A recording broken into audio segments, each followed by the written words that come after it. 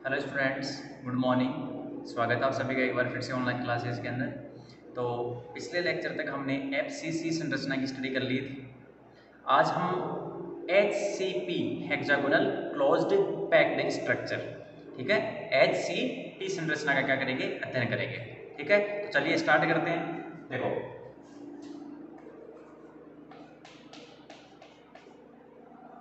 HCP संरचना का मतलब होगा हेक्सागोनल क्लोज्ड पैक्ड।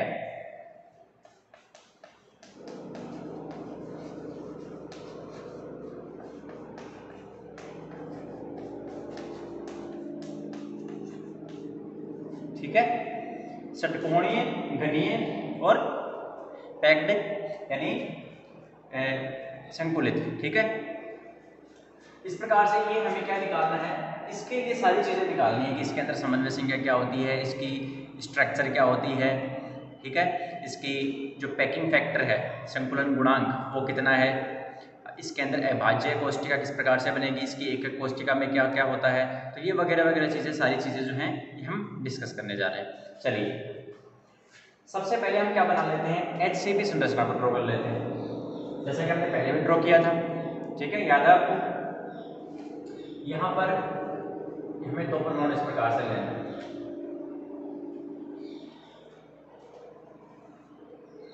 इनको ज्वाइन करना है। उसके बाद में एक परमाणु यहाँ पर और इसी के पैरेलल, इसके पैरेलल यहाँ पर और इसके पैरेलल यहाँ पर। ठीक है, 6 परमाणु तो ये हो गए, और 6 परमाणु ऐसे नीचे बनाने हैं, तो इसके बिल्कुल सीधे में यहाँ पर प्रकार से बना दो और इसके पैरेलल यहाँ पर बना दो। ठीक है, ज्वाइन करो इनको। ज्वाइन करने के बाद यहाँ पर सेम टू सेम इस प्रकार से बनाना है और ये लीजिए, जैसे हमने यहाँ पर और यहाँ पर बीच में परमाणु लिया है, वैसे ही हमें यहाँ पर लेना है।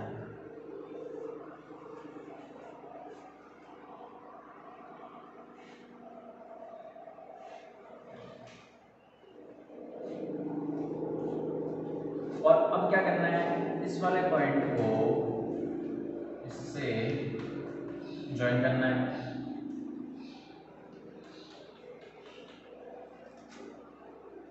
इसको इससे ज्वाइन करना है।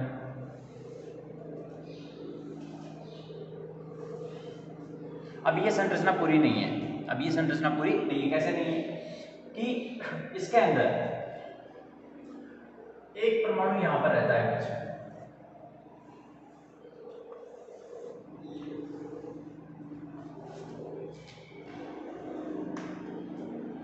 और एक परमाणु यहां आधार पे रहता है नीचे, यहां पर।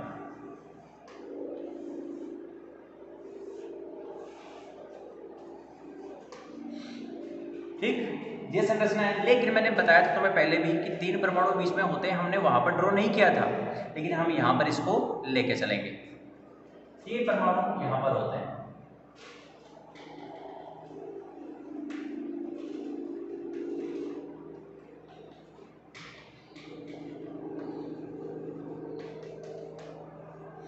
ये 3 परमाणु इस प्रकार से यहां पर बैठे रहते हैं।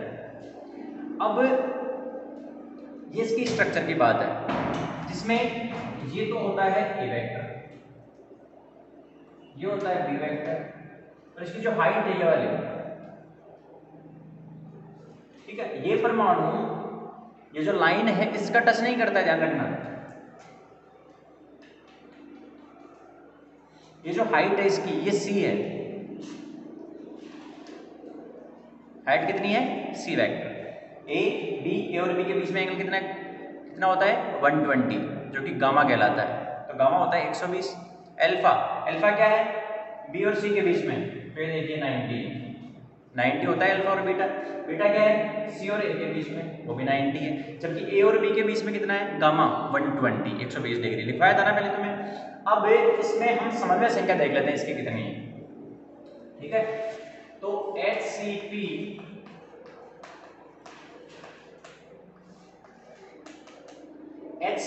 क्रिस्टल संरचना में 6 परमाणु, देखो 1 2 3 4 5 6 और इसको मिला लिया जाए तो 7वां। ठीक है, तो ये 6 परमाणु तो यहाँ पर है, 6 यहाँ पर है, 3 बीच में है और 2 ऊपर नीचे आधार के बीच में है। ठीक है, तो इसमें HCP यानी हेक्सागोनल क्लोज्ड पैक्ड स्ट्रक्चर में, संरचना के अंदर जो आधार का यानी जो कहें कि 6 ऊपर हैं और 6 नीचे हैं, इसको छोड़कर ये जो परमाणु है, ठीक है, अब इसके अंदर इन 6 को जो ज्वाइन कर रहा है उसको देखिए। ये जो परमाणु है इसकी बात कर रहा हूं मैं, ये किस किस के टच में है? 1 2 3 4 5 और 6।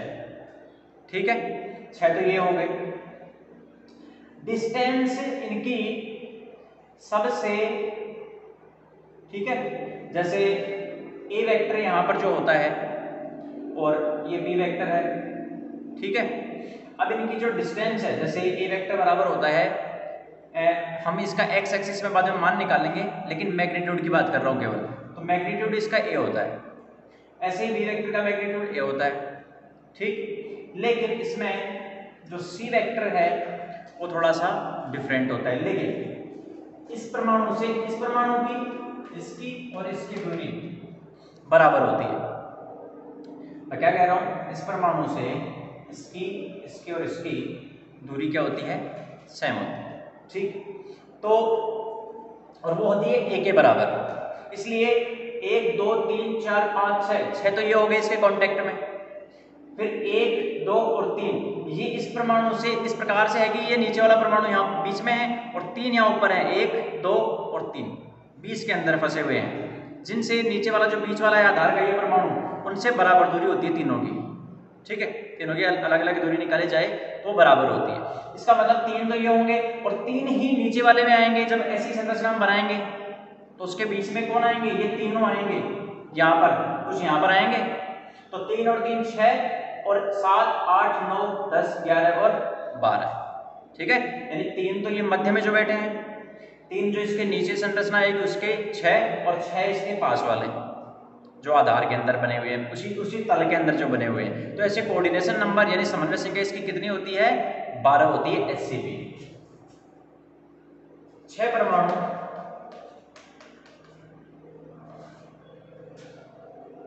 ठीक है, या फिर इस प्रकार से कहें कि HCP संरचना में आधार के मध्य में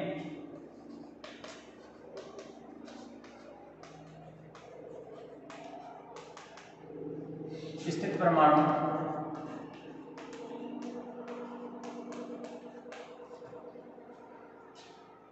6 अन्य परमाणुओं से तथा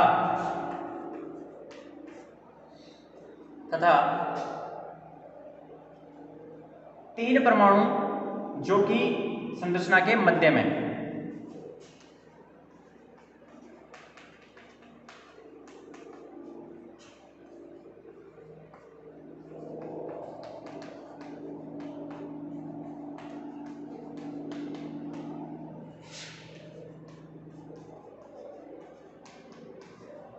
या फिर हम ऐसे कह सकते हैं कि एकक कोष्ठिका जो है इसके मध्य में स्थित है।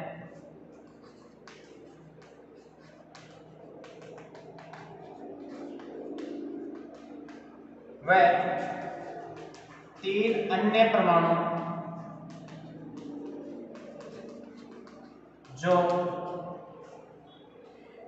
जो कि इस आधार तल के नीचे जो HCP की एकक कोष्ठिका है उसमें 3 अन्य परमाणु नीचे स्थित एकक कोष्ठिका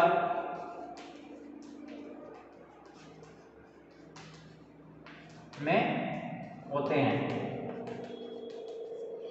वे इस परमाणु से समान दूरी a पर होते हैं।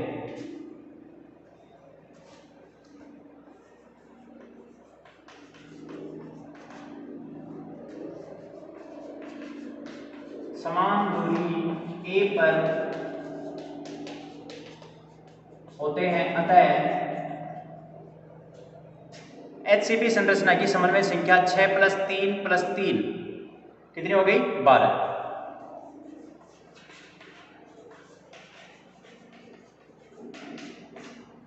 समन्वय संख्या 6 + 3 + 3 = 12 होती है। ठीक है, थोड़ा सा इमेजिन करना पड़ेगा, यहाँ 3 बनाने पड़ेंगे, तो 3 और 3 6 और 7 8 9 10 11 और 12। नोट करो इसको।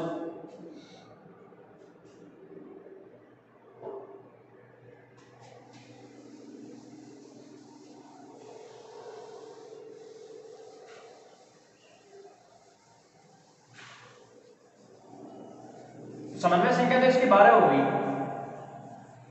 ठीक है, समन्वय संख्या 12 होगी, लेकिन इसमें अभी हम समन्वय संख्या के बाद में इसमें निकालते हैं चालक नियतांक। ठीक है, वो एक अलग प्रोसेस से निकालेंगे। उसमें हम क्या करेंगे कि एक ट्रायंगल मान लेंगे हम। ठीक है, कोई सा भी ट्रायंगल, जैसे मान लो कि ये ट्रायंगल है। अब इसकी ये डिस्टेंस भी a होती है, ये भी a होती है और ये भी a होती है। इसमें 6 ट्रायंगल बन रहे हैं, 6 त्रिभुज, 1 2 3 4 5 और 6 आधार पर 6 त्रिभुज बन रहे हैं। सभी का क्षेत्रफल बराबर होता है और उसकी भुजाएं भी a b और c, ये तीनों भुजाएं बराबर होती है, दूरी a होती है, इसलिए ये समबाहु त्रिभुज कहलाता है। ठीक है, तो हमें क्या चालक नियतांक चाहिए, उसके लिए हम ये वाला a b और c इसको नाम दे देंगे, त्रिभुज ले लेंगे। ठीक, और हम उसकी सहायता से A और C में एक संबंध लेके आएंगे। इसमें R नहीं है, इसमें C आएगा।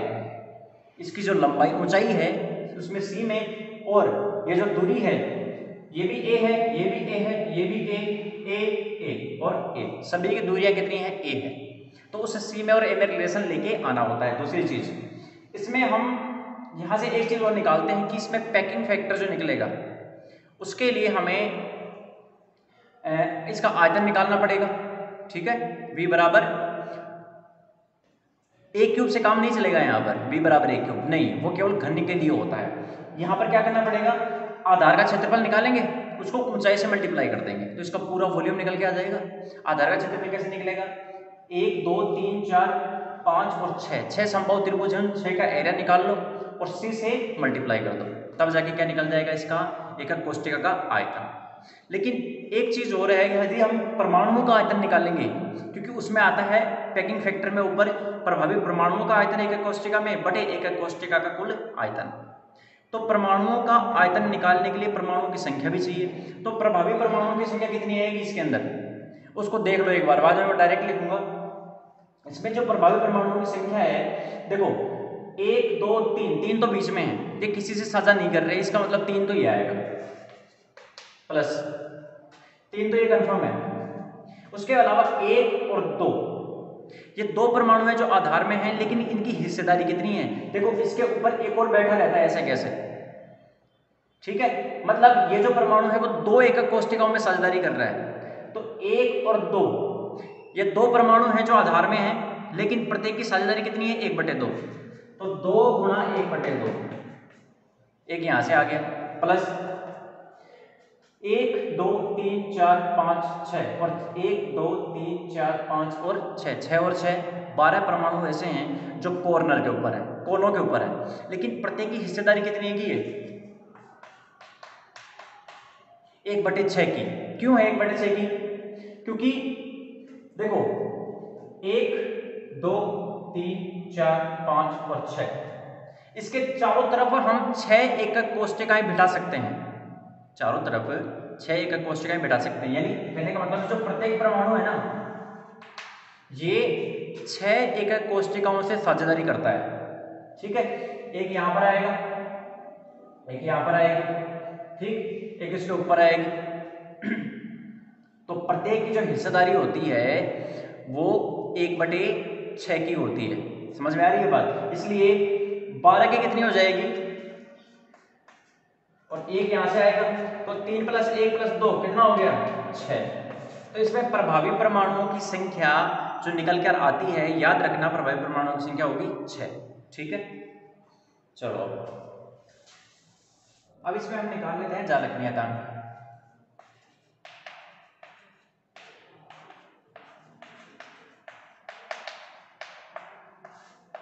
तो HCP संरचना के लिए चालक नियतांक निकालने के लिए हम क्या करेंगे, हम यहाँ पर इसमें एक पार्ट जो है, जैसे यदि हम बात करें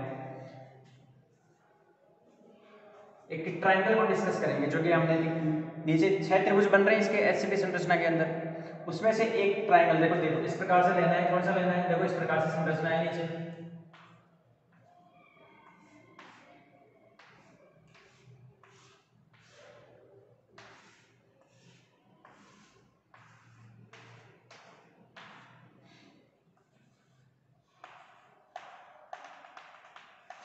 इस प्रकार से ये बीच में है, हमने वो संरचना नहीं बनाई है। तो करना क्या है हमें, अब इसको लेना है एक, तो क्योंकि ये डिस्टेंस भी a है, ये भी a है, ये भी a है और ये भी a है, ठीक है। और ये जो परमाणु है इसके तल के बिल्कुल लंबवत है, क्योंकि ये जो प्लेन है ये इस प्रकार से है ना, इस प्रकार से एक प्लेन है, उसके बीच में फिर 3 है, तो नीचे वाले भी तो 6 प्लेन है, तो इस प्रकार से वो बिल्कुल लंबवत होगा। तो ये जो है इसके बिल्कुल परपेंडिकुलर है, ठीक है। तो इसको हम बनाएंगे, देखो A B और C, इस प्रकार से लेना है हमें त्रिभुज। ये लीजिए A B और C। अब यहाँ पर ये परमाणु है जो कि इससे A डिस्टेंस के ऊपर है, ओके। तो देखिए अब इसका क्या करेंगे, परपेंडिकुलर डालते हैं इसके यहाँ पर, और ये इसको क्या करता है 2:1 में तोड़ता है, 2:1 में तोड़ता है, ठीक है। कुछ मान लो कि इस प्रकार से यहाँ पर आएगी कुछ लाइन, एक्चुअल में देखे जाएगी यहाँ पर ये डिस्टेंस 2 होगी। अब मान लो कि ये जो पॉइंट है अपना, ये पॉइंट है x और ये पॉइंट है y। अब देखो ये वाली डिस्टेंस कितनी है, a/2। क्यों, क्योंकि टोटल a है, तो ये वाली डिस्टेंस कितनी होगी, a/2। मिडिल में है ना ये पॉइंट वाइज BC के, ये a है, तो ay कितना हो जाएगा, ay हो जाएगा ab का स्क्वायर माइनस by का स्क्वायर, यानी a स्क्वायर में से a²/4, अरे a के स्क्वायर में से a/2 का स्क्वायर कितना होगा, a²/4 ना। तो यहां से कितना आ जाएगा, √3, और इसका अंडर रूट होगा, क्योंकि इधर मैंने ay लिखा है, तो √3a/2, ये ay आ गया। अब मुझे यहां से मैं ax निकाल सकता हूं आसानी से। x कितना आएगा, कितना हिस्सा है ये, टोटल 3 है, 3 में से 2 हिस्सा है, तो 2/3, 3 में से 2, कितने में से कितनी लंबाई है टोटल, √3a/2, ठीक है। 2 से 2 कैंसिल, और यहाँ से √3 बच जाएगा नीचे, तो यह ax बराबर आ जाएगा a/√3, ठीक है। अब देखो यानी ये दूरी कितनी आ गई, ये दूरी आ गई a/√3। अब ax निकल गया, ये परपेंडिकुलर है, तो इसको पॉइंट को नाम दे दो z। अब देखो x z जो है ये जो है बिल्कुल, ये बिल्कुल बीचों बीच है, इसलिए टोटल हाइट तो c है, तो ये कितनी होगी, c/2 हो जाएगी। नहीं, 6 परमाणु नीचे हैं आधार में, 6 ऊपर हैं, उनके बीचों बीच 3 हैं और वो बीच में है, टोटल हाइट c है, तो ये वाली दूरी कितनी होगी, आधी, c/2, तो इसलिए मैंने इसको c/2 लिखा है। अब यहां पर axz से इसकी सहायता लेनी है हमें, axz की क्या लेनी है, देखो a² बराबर होगा, a² बराबर होगा ax का स्क्वायर कितना है, a²/3 प्लस c²/4। यहां से आप निकाल लो c²/4 की वैल्यू, a²/3 को उधर लेके जाओ, ठीक है। तो यहां से c² बराबर आ जाएगा, देखो यहां से कितना है, ये 2a/3 है, ठीक है ना, 2a²/3 और इनटू हो जाएगा 4, ठीक है। यहां से बचेगा ये 2 3 माइनस 1 2a²/3 और इससे मल्टीप्लाई हो जाएगा, तो ये हो गया 8 a²/3। तो c की वैल्यू आ गई √8/3a। अब हमें ये वैल्यू याद रखनी है कि c में और a में रिलेशन क्या है, c बराबर होता है 8/3a। ठीक है, चलो इसको नोट करो। ठीक है, और यदि हम यहाँ पर चालक नियतांक निकालने के बाद में यदि हमें एकक कोष्ठिका का आयतन निकालना हो तो एकक कोष्ठिका का आयतन क्या होगा,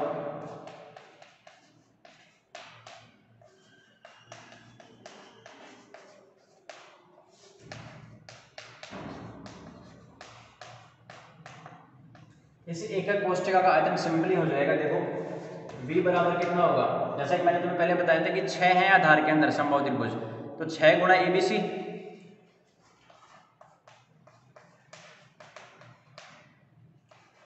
6 गुणा त्रिभुज ABC का क्षेत्रफल गुणा ऊंचाई कितनी है,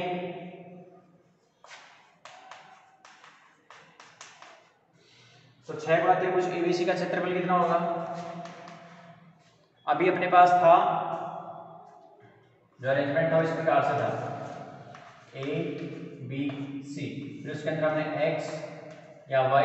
अब देखो इसमें इसका जो एरिया आएगा इस त्रिभुज का क्षेत्रफल वो 1/2, आधार कितना है इसका, मतलब जैसे XC, अरे AB इंटू XC, AB कितना है A, XC कितना है √3a/2। ठीक है, कैसे निकला था, ये a/2 था, ये a था, तो ये वाली दूरी कितनी आई थी a² - a²/4, तो 3a²/4 यानी 3a/2। ये वाली जो दूरी है ये कितनी है 3a/2। तो 6 गुणा 1/2 आधार गुणा ऊंचाई। ठीक है, तो a और √3a/2 ये तो हो गया त्रिभुज का क्षेत्रफल, ये वाला 6 से मल्टीप्लाई कर दिया, 6 है, ऊंचाई कितनी है c, तो इसका जो वॉल्यूम आएगा वो आ जाएगा, देखो यहां से कितना आ रहा है 3, और तो ये हो गया 3√3a²/2, 2 नीचे है, और c कितना है √8/3a, तो यहाँ से 3 से 3 कैंसिल आउट हो जाएगा। ठीक है, अच्छा √8 का मतलब है 2√2, तो 3√2a³ डिवाइडेड बाई 2, तो यहाँ से आंसर आ गया 3√2a³, 3√2a³। इसको आप इक्वेशन नंबर 2 दे दो, समीकरण नंबर 2, 3√2a³। ठीक है, इसके बाद में चूंकि HCP में प्रभावी परमाणु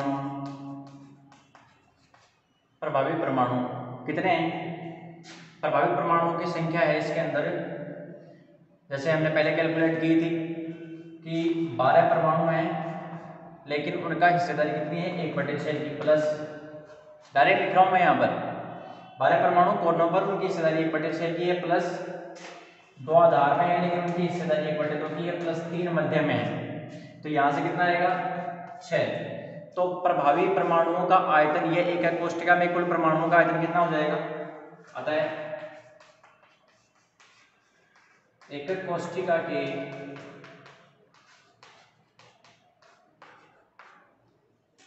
कुल परमाणुओं का आयतन,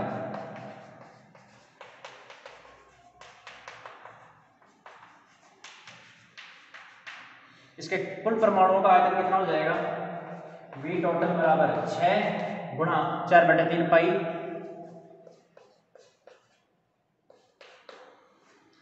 ठीक है। अब 6 गुणा 4/3 पाई r³, ठीक है बच्चों, तो यह आपका समीकरण नंबर 3। अब इसे आगे बाद में सॉल्व करते हैं, यहां तक नोट कर लो, इसको नोट कर लिया, यहां तक हटा दे इसको। इसमें थोड़ा सा हमें करेक्शन लेना पड़ेगा, तब जाके हम दोनों को जब डिवाइड करेंगे 2 और 3 को, तब हमें क्या निकलेगा, पैकिंग फैक्टर। लेकिन अभी तक इतना याद रखो कि ये जो आंसर कितना है 3√2 a क्यूब।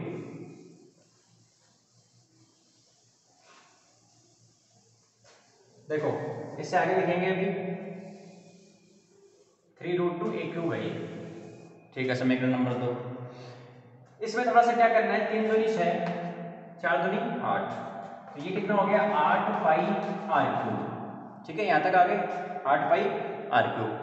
अब देखिए जैसा कि मैंने कहा था कि नीचे आधार में जो परमाणु है वो आपस में जब टच करता है सभी परमाणुओं को, तो वो a दूरी पर करता है, यानी 2 परमाणु आपस में टच कर रहे हैं,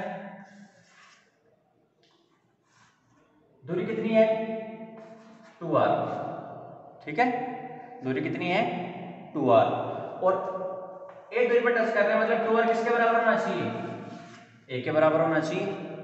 2 परमाणु आपस में a दूरी पर टच कर रहे हैं, ठीक है, लेकिन जब 2 परमाणु आपस में टच कर रहे हैं तो ये जो परमाणु होते हैं नीचे आधार पर इस प्रकार से,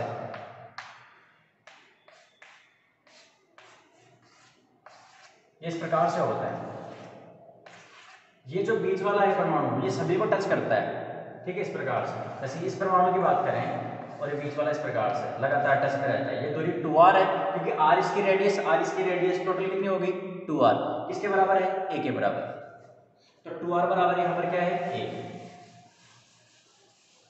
तो जब 2r बराबर a है लिखो, चूंकि 2r बराबर a, तो यहां से r की वैल्यू कितनी आ गई a/2, अब r की वैल्यू a/2 यहां पर पुट कर दो, सो v जो टोटल आएगा वो आएगा 8 पाई, r की जगह क्या आ जाएगा a/2 का होल क्यूब, तो ऊपर बन जाएगा a क्यूब, नीचे बन जाएगा 2 का क्यूब 8 से 8 कैंसिल, ये पाई a क्यूब, इसका क्या आ जाएगा आंसर आ जाएगा, समीकरण नंबर 4, ठीक है। अब हम 2 को 4 को 2 से डिवाइड करते हैं, अतः एकक कोष्टिका इस प्रकार से लिखते हैं, अतः HCP संरचना का संकुलन गुणांक बराबर यह आएगा v टोटल अपॉन v, समीकरण 4 डिवाइडेड बाई समीकरण 2, तो यहां से पैकिंग फैक्टर निकल के आ जाएगा पाई a cube divided by 3√2 a cube से a cube cancel, pi by 3√2, ठीक है, पाई बाई 3√2। इसकी जो न्यूमेरिकल वैल्यू आती है सोल्व करने के बाद वो आती है 0.74, या फिर हम कह सकते हैं इसको 74%, कितनी आती है 74%, यानी इसके 74% पार्ट पर परमाणु भरे हुए हैं, बाकी 26% क्या है खाली है जगह, समझ में आ रही है बात। इसका पैकिंग फैक्टर कितना है एफसीसी स्ट्रक्चर के समान, एचसीपी संरचना का जो पैकिंग फैक्टर है, जो इसका संकुलन गुणांक है वो एफसीसी स्ट्रक्चर के समान है, ठीक है, यहां तक नोट करो।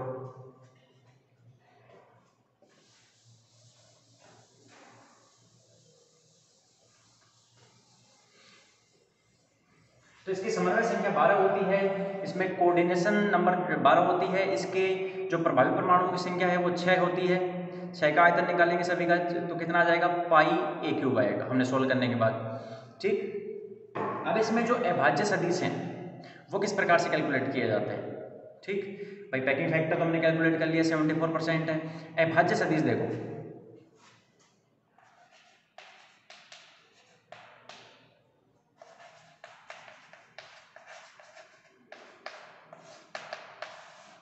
अभाज्य कोष्टिका या अभाज्य सदिश किस प्रकार से निकाले जाते हैं, तो उसके लिए हमें फिर से कोई स्ट्रक्चर बनानी पड़ेगी इस प्रकार से कि जैसे मैंने पहले भी आपको दर्शा दिया था वहां पर, जो इस प्रकार से हमने बनाया था,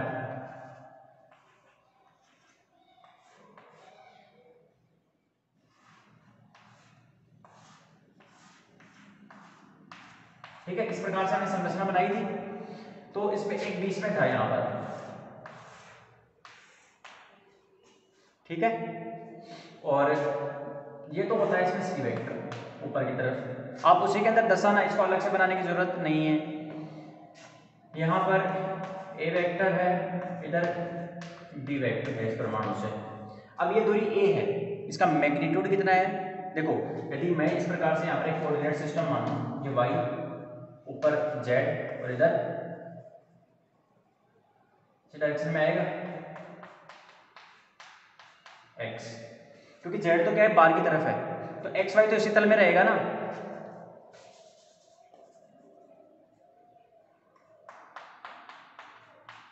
एक्स, ओके।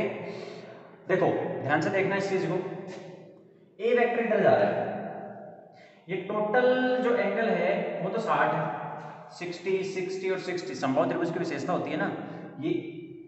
ये टोटल एक ट्रायंगल बन रहा है, त्रिभुज है, ये भी 60 होगा, 60 का आधा कितना होगा? 30। तो ये वाला जो एंगल है वो कितना है? 30 डिग्री का है। ये एंगल कितना है? 30 डिग्री का है, 30 डिग्री का है। तो अब देखो इसका मैग्नीट्यूड कितना है? ए, तो इसके दो कंपोनेंट टूटेंगे, एक तो इधर आएगा, एक इधर आएगा। ए वेक्टर के दो पार्ट होंगे, जो एक तो x दिशा में रहेगा और एक रहेगा -x दिशा में, ठीक है। एक रहेगा x दिशा में, एक -x दिशा में। तो इसके जो दो कंपोनेंट टूटेंगे, पहला कंपोनेंट लिख रहा हूं मैं, देखो जिसके साथ एंगल बनता है वो होता है cos, तो a cos 30 डिग्री, यानी क्या आ जाएगा? a cos 30 कितना होता है? √3/2। तो ये वाला जो कंपोनेंट होगा x दिशा में होगा a √3/2 i कैप, x के साथ क्या होता है? i cap. इधर क्या होगा? माइनस से, लेकिन इसका परिमाण कितना है? a, ये वाला जो वेक्टर है इसका, इस a वेक्टर का, क्योंकि ये किसी कोण पर है इसलिए हमें जरूरत पड़ रही है x और इसके अंदर y के अंदर निकालने की। इधर इसका कंपोनेंट आएगा a sin 30, a sin 30, यानी या a इंटू 1/2। साइन 30 कितना होता है? 1/2 होता है। अब देखो, अतः चित्रानुसार a वेक्टर जो होगा वो होता है a, ठीक है। अब देखो इसमें भी a/2 है, a/2 है, तो इसका क्या कर लेते हैं? बाहर निकाल लेते हैं। तो √3 i कैप, इसके साथ और इसके साथ -j कैप, ठीक है। डी वेक्टर कितना है? डी वेक्टर कौन सी दिशा में है? इसका परिमाण तो a है, लेकिन कौन सी दिशा में है? ये j कैप में, तो a j कैप। और सी वेक्टर कितना है? सी वेक्टर है c k कैप। अब इसको a के फॉर्म में ले आते हैं, c कितना है? a √8/3,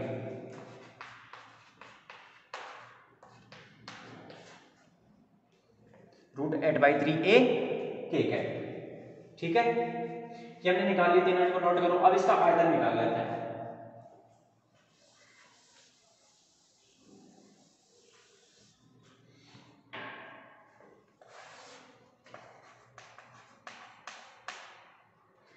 भाज्य कोष्ठिका का आयतन देखो कितना आता है, b बराबर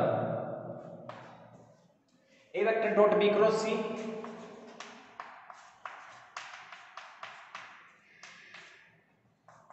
ए वेक्टर का मतलब है कि ये तो बाहर रहेगा, a/2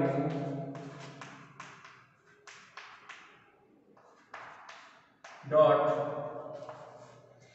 b क्रॉस c करना है, मतलब j क्रॉस के क्या आएगा? i कैप, और a into a square, 8/√3 root. अब डॉट करना है i cap -j cap dot, ये देखो i का i के साथ ही डॉट होगा, तो a/2 √3 आ जाएगा, i cap dot i cap 1, तो a स्क्वायर √8/3, 3 से 3 कैंसिल, ऊपर आएगा 2√2 a³ नीचे 2 से 2 कैंसिल, तो आंसर आ जाएगा √2 a³, ठीक है। तो अभाज्य कोष्टिका का जो आयतन आ रहा है वो कितना आ रहा है, √2a³। ठीक है, नोट करो। ठीक है, अब अभाज्य कोष्टिका का आयतन √2a³ है और उसके अंदर कुछ डिफरेंट आ रहा था। कितना आ रहा था, एकक कोष्टिका का आयतन कितना आया था, 3√2a³। 3√2a³, मतलब एकक कोष्टिका का आयतन जो है वो इससे 3 गुना ज़्यादा है। ठीक है, समझ में आ रही है बात। उसका 3√2a³ आया था, इसका कितना आ रहा है, √2a³। तो आज के लेक्चर में इतना ही डिस्कस करेंगे। ठीक है, तो मिलते हैं नेक्स्ट लेक्चर के अंदर एक नए टॉपिक के साथ। ओके, तब तक के लिए थैंक यू वेरी मच।